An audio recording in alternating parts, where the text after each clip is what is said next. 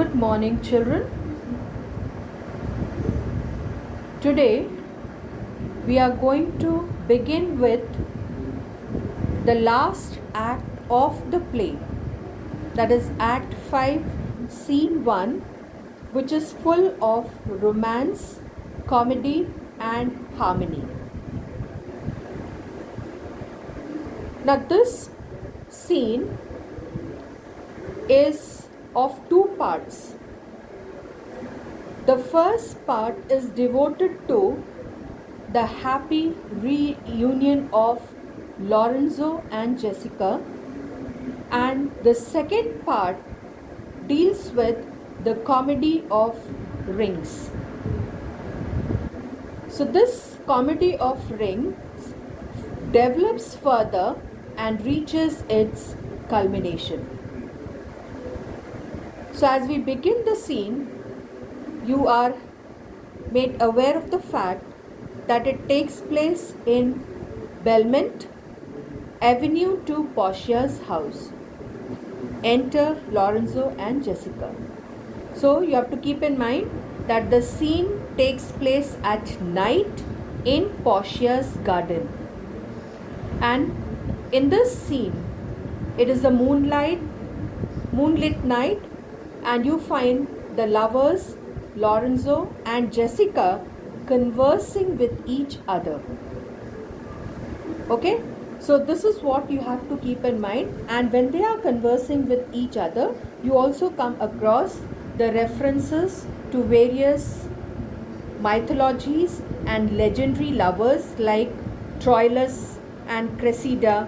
When we are discussing it in detail, you will come across these lovers. Okay, so the most important thing that you have to keep in mind is that the scene is taking place at night in Portia's garden, and it is the moonlit night, and both the lovers, or the couple you can say, Lorenzo and Jessica, are conversing with each other. Lorenzo says, "The moon shines bright in such a night as this, when the sweet wind did gently kiss the trees, and they did make no noise. In such a night, Troilus methinks mounted the Trojan walls, and sighed his soul towards the Grecian tents, where Cressida lay that night." As I've told you that the scene is taking place at night. The moon shines bright. This gives you the clue that the scene is taking place at night. In such a night as this, in such a night, in such a moonlit night as this, when the sweet wind did gently kiss the trees. So it's being told here, the reference is made here to such a night when the wind did gently kiss the trees, and they did make no noise. So even when the wind kissed the trees, they did not make any noise. In such a night, what happened? Troilus methinks mounted the Trojan walls. So Troilus is the son of the king of Troy. Okay, so you have to keep in mind, Troilus is, as I've told you, that references are being made to famous legendaries and mythological references. So you come across Troilus as the son of king of Troy, and Cressida, she is the lover. And sighed his soul towards the Grecian tents, where Cressida lay that night. So you have to, the story behind these lovers is that Troilus and Cressida, they were lovers, and they had exchanged vows of eternal fidelity. So it's being told over here that Cressida, she was handed over to the Greeks. She was given to the Greeks in exchange of prisoners. She had vowed to remain constant, but soon fell in love with Diomed. For a long time, every night, Troilus, what he did? He stood on the wall.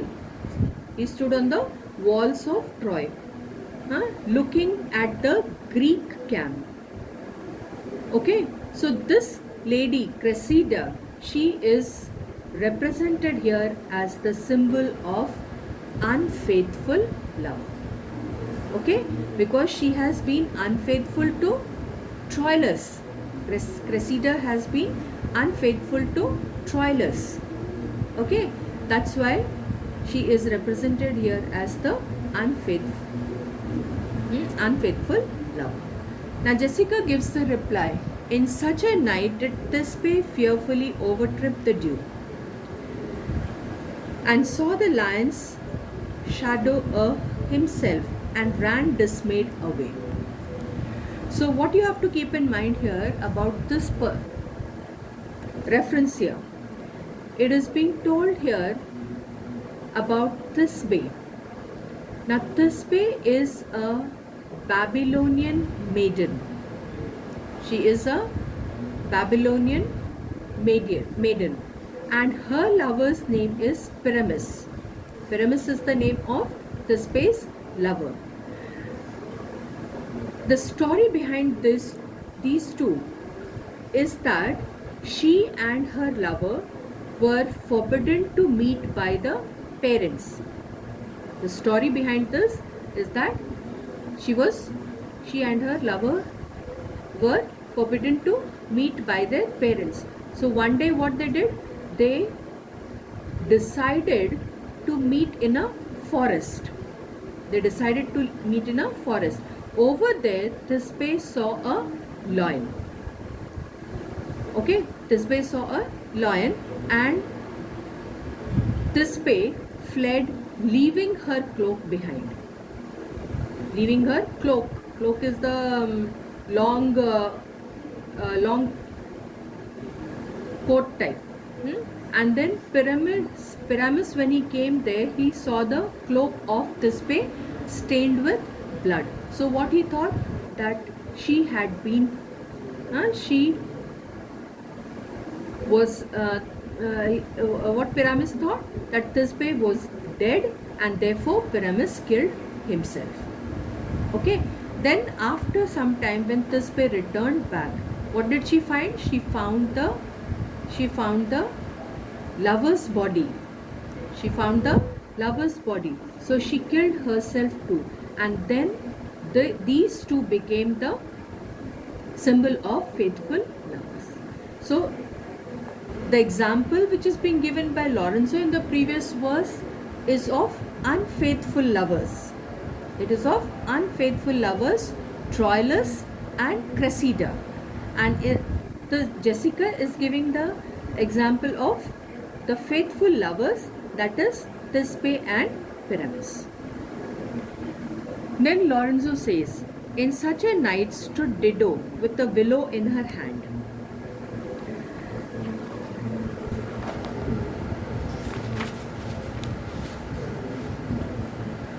Upon the wild sea banks, and wafted her love to come again to Carthage. Now again there is a story related to this character here. What you have to keep in mind, the love story of Dido and Aeneas is being referred here. And it is being told that Aeneas was the Trojan warrior. He was the Trojan warrior who founded the city of Rome. Okay. Then during his voyage, he reached Carthage. Carthage is the name of the place. So he reached there during his voyage. And when he reached there, where he loved Queen Dido. Okay. After a long stay with her, he sailed away, leaving Dido heartbroken. So what she did? She killed herself out of grief. Okay. So in this example, you'll find that Shakespeare is trying to depict this character to be walking sadly on the seashore. on the moonlit night with a willow in the hand, and this willow is nothing but it symbolizes the deserted love. Okay, so this is the story of Anis and Dido.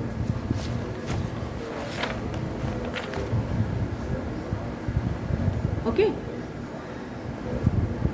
upon the wild sea banks and waft her love to come again to Carthage. So wafting her love means waving to come again to Carthage. Jessica then is giving another reference here. In such a night, Medea gathered the enchanted herbs that did renew old Aeson. Now Aeson is Jason, or you can also call him as the Greek hero. Okay, now in this you have to keep in mind that Medea, his wife, Medea, Aeson's wife, or you can call Jason's wife, helped him to win the golden fleece. Besides, she gathered the enchanted herbs. Enchanted herbs means the herbs possessing the magical properties by night. Okay, and then Elizabethans, what they believe? They believe that certain herbs, they have magical properties if gathered at night. So this example given by Jessica is reflecting the fact of Elizabethans being superstitious.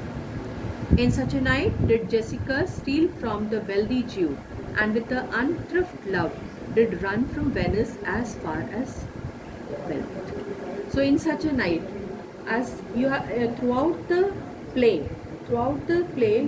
whatever incidents you have come across, most of the incidents are taking place at night, like the elopement of Jessica with Lorenzo, that also takes place at night.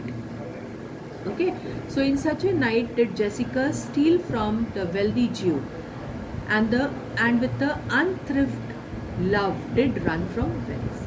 So it is being told here that she ran away, robbing the wealthy Jew. Who is the wealthy Jew?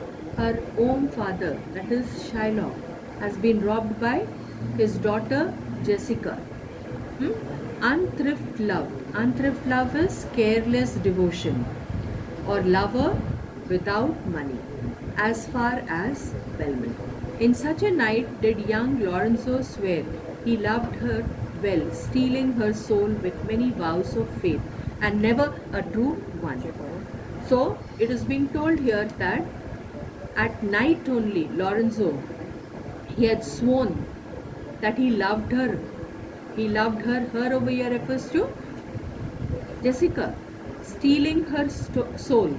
Stealing her soul refers to capturing of the love with many vows of faith. Promises. So he has taken the promises, made the vows of faith, and never a true one. So whatever promises have been made, it appeared as if they were never a true one. Lorenzo then says, in such a night did pretty Jessica, like a little shrew, slander her love, and he forgave it her. So what is being told here? Jessica, like a little shrew. Shrew means bad-tempered woman. What she did? She slandered her love. Slandering of love over here refers to harming her lover for the false statements that he made, according to Jessica, and he forgave it her. So in spite of that, Lorenzo forgave Jessica.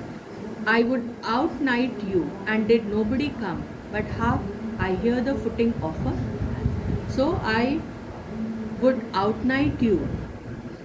Outnight you means beat you in the game of making speeches about night.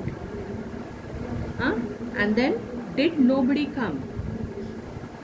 So if nobody came and interrupted If nobody came and interrupted, then Jessica, she challenges Lorenzo that she can beat him in the game of making speeches about night. But hark, I hear the footing of a man. Footing of a man means footsteps. Footsteps sounds of a man she is hearing. I stop the explanation here.